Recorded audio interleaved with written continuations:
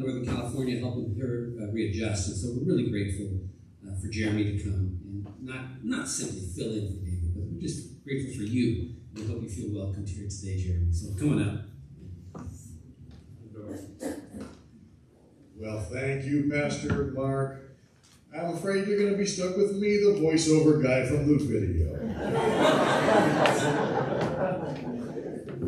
My name is Jeremy Francis. I'm the communications manager and the social media guy for Street Life Ministries. My background is in the outdoor industry. I am a wilderness trip guider. I'm a wilderness survival instructor. And I do a lot of outside things. And so being out in these beautiful places here in California, Yosemite, Kings Canyon, Sequoia, Point Reyes, these are all the places that I have really spent most of my professional life. And those places are my church. And when I was working in that industry, and I still am now, I had a coworker, this wonderful woman named Marilyn, who was at the time 65 years old and still leading these wilderness trips and would hike circles around me.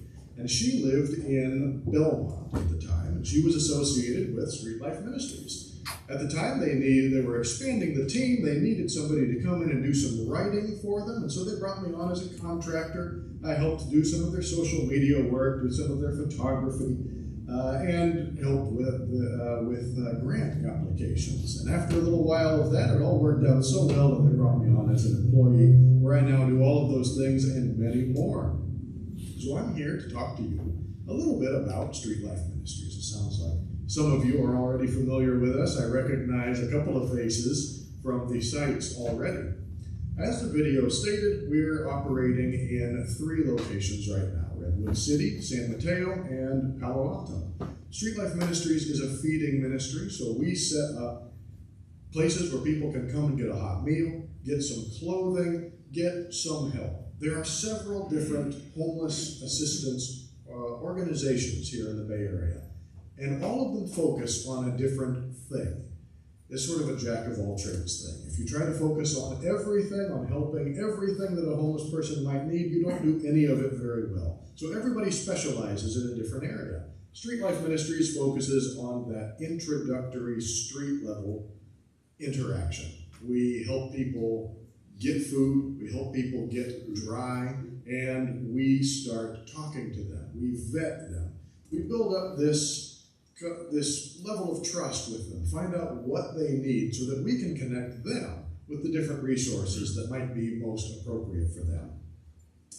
Now, that vetting used to look very different, but luckily a software option has been developed called Clarity, where now all of these different organizations share and pool their data in one place. So we can not only see what a person needs, but we can see any interactions they've had with other organizations and make sure that we're not overlapping or doing something that somebody else might specialize in a little bit more. We mainly partner with the County of San Mateo and with Life Moves. Now, County of San Mateo, of course, has access to all the different ways of assisting a homeless person. Life Moves specialize in getting people into permanent housing. Now, of course, that is the goal for all of these homeless folks, to get them out of their tents, out from under these overpasses, and into a place where they can stay and be warm and safe and happy for the rest of their lives. But it doesn't always work out that way. We see an unfortunate cycle where people manage to get out of homelessness and often find themselves back in it. Being homeless is a hard life. It's scary, it's cold, it's wet. But this might sound strange, but in some ways, being homeless is a simpler life than we are living right now. You're not dealing with the things that you all have to deal with in your day-to-day life: car registrations, paying taxes for things, renewing any number of different things.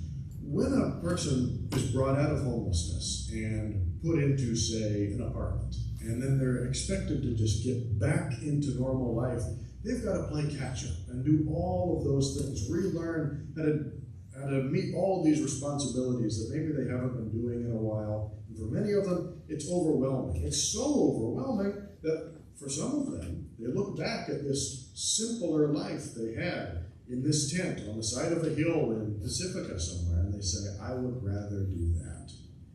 And they give up. And so we, at Street Life and other organizations, where we're feeding people, we're meeting people where they are, it's not unusual for us to find out that one of our folks has been approved for housing, they move on out, we don't see them for a few months, and then suddenly they're back. This model is called Housing First. This is what most of the counties in California focus on, where the solution, allegedly, to the homelessness problem is to get them out of homelessness first and focus on everything else down the road. And now, while that can be effective, unfortunately, the current state of the Housing First model kind of just does that first step, where it gets people into hotels or apartments or low-income housing, and then just kind of dusts their hands of it and doesn't do any follow-up. So Street Life Ministries, in its growth over the years, has oriented itself into what we're calling aftercare, or an ongoing care program. We meet with these people where they are. We connect them with the resources that they need, maybe to get a driver's license, get their birth certificates, get employment, get this housing that we're talking about. But we stay in touch with them. We keep this ongoing communication where we're checking in with them.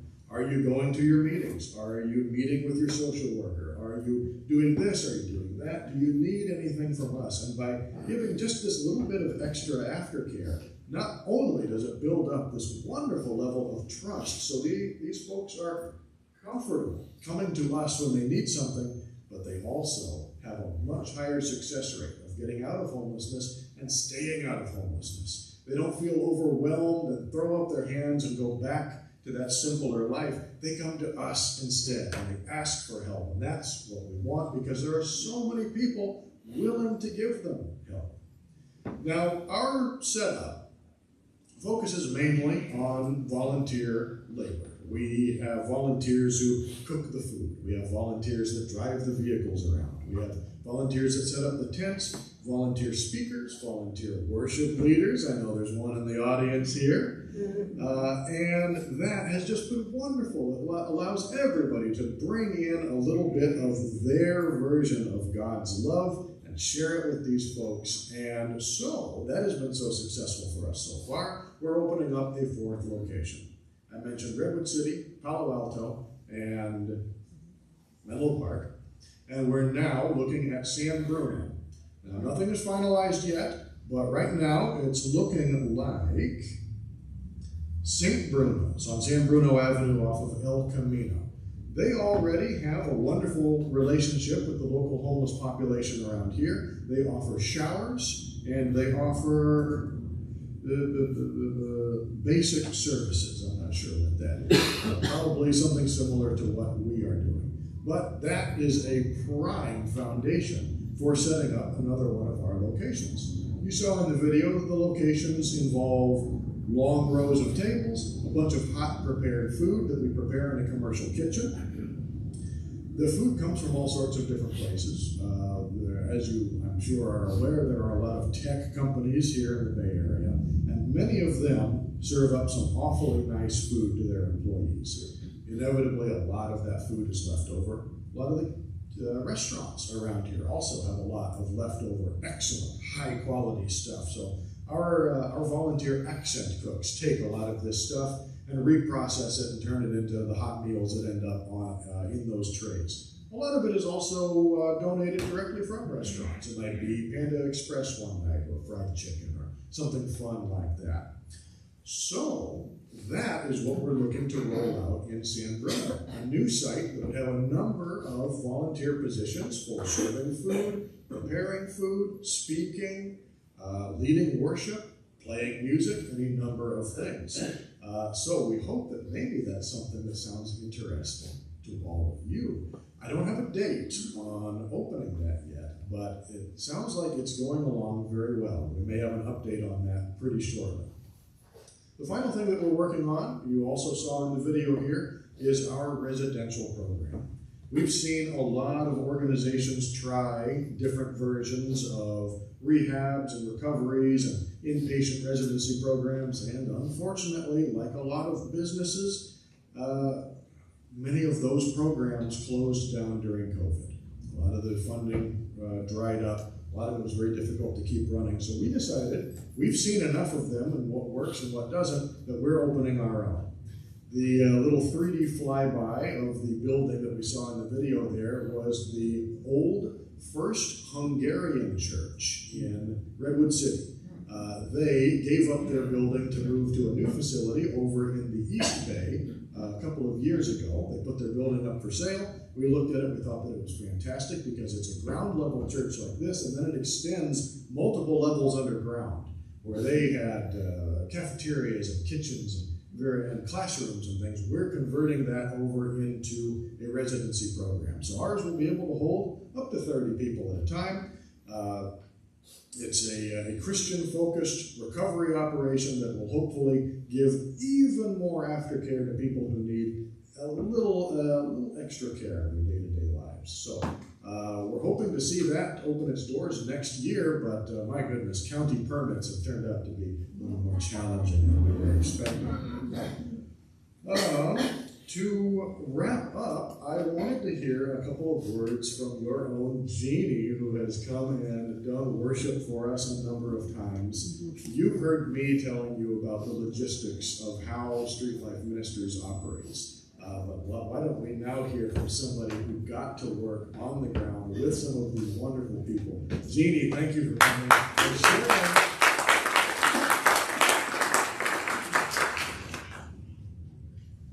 Thanks, Jeremy. So I guess I'm going to say, like, maybe about 6 years ago, Dave Sharon from Street Life Ministry saw us. We have a band, I know you guys know that. We played a lot of recovery venues. It's called Surrender, and he really liked our band, and he asked if we could come, but our band doesn't really fit there. He goes, "Can you come and do worship at Street Life?" And I was like, "No." I'm thinking, I'm so busy with work, and I was working at that time in San Francisco, and there was really no way I could make it, to be there at the time. But it was actually more than that. I just want to share a little bit about myself and my history with family mental illness stuff and things like that, and I think you'll put it together. So I've always had a love and a real comfortableness around people that were wounded and damaged, and also dealing with mental health stuff. And my dad was quite an alcoholic, and our family suffered a lot, and we were almost homeless like every month when the rent was due. It's like, are we going to be homeless again? I'm thinking, oh Lord. And so sometimes you just want to get away from that. You know what I'm saying? You go through a lot of trauma in your life as a kid, and it's like, that's the last thing I want to do is be around like more people like that. I spent my life trying to kind of go opposite. But that's not what the Lord has for me and you. If we know Christ, He'll take those ashes and turn them to beauty. That's really what He wants to do, and it's going to come in a lot of different ways. So as time went on, I was like, I need to just surrender to that and help out with Street Life. And as I did, I'll tell you the cool thing that happened for me. I saw my family out there, my mom, my dad, in my mind, my sisters, my brothers. We were never that far from it. A few of my family members spent time in prison and in jail, so I, as a kid, was always very familiar with having social workers, having bill collectors, having the police at your door. It was like really weekly, and so I was very familiar with that. So when I looked out and I saw all of these awesome people coming to line up, at first I'm like, but then as time went on, I'm like, wow, Lord, I'm sorry, because that could be one of your brothers or sisters or moms or somebody that just needs love like we all do. We all need God's touch. And some of these things are messy. And there's a lot of drug addiction, and there's violence there sometimes. Sorry, Jeremy, for saying that, but it's true. You have to be real with this. There's some things that are kind of sketchy there, and there's a lot of smells, and it don't look good, but if we can't be Jesus' hands and feet, then who in the heck is going to do that? Who is going to go? The Lord is asking all of us to be willing and open to share the love that God has given us instead of hoarding it and trying to hold on to it for I don't know what. Okay, we have enough of it ourselves. I think we have plenty to go around. He wants us to be that. And I think he's asking us this morning, and maybe this is something you all can pray about, but I think he wants us to look deep and see what we can do to help. If we don't, then who will? And honestly, for me, it was easy. Music, it's my thing. So, okay, doing worship and stuff. But as I would do worship sometimes and do some of those kind of slower lullaby type songs and, songs that the Lord had given me, you can see the hardened faces start to soften.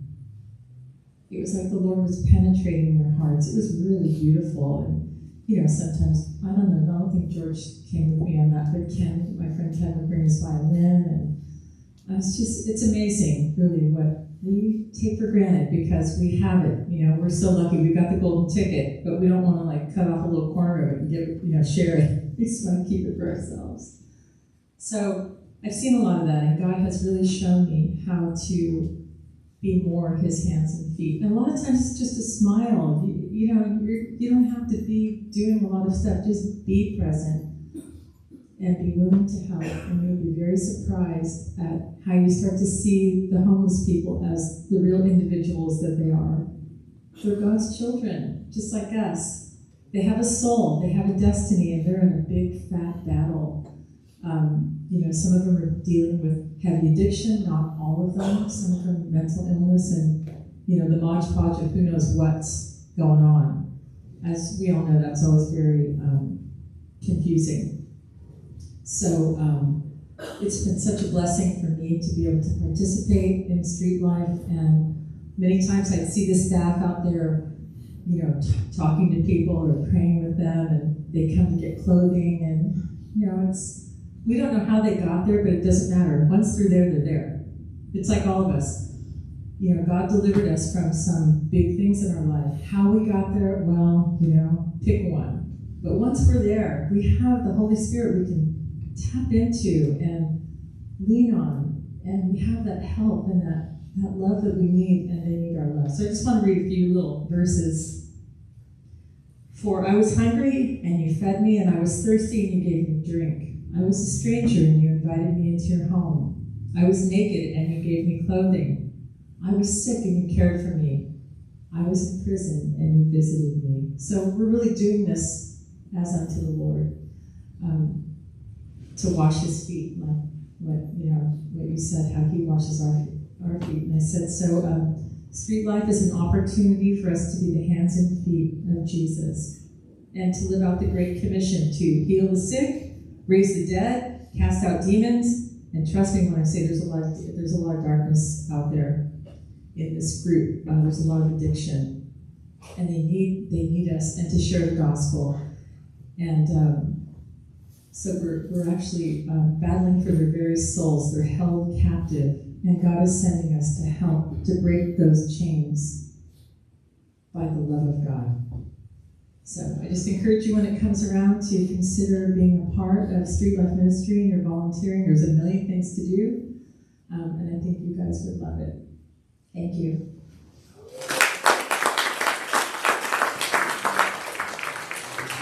Well, that's the long and the short of it there. StreetLifeMinistries.org is our website where we have all of our sign-up lists for all of the different available roles. Right now, those roles are the 3 sites that I mentioned before, but we hope very soon to roll out San Bruno, and maybe we'll see some of you out there. Thank you so much for having me out here this morning. Thank you.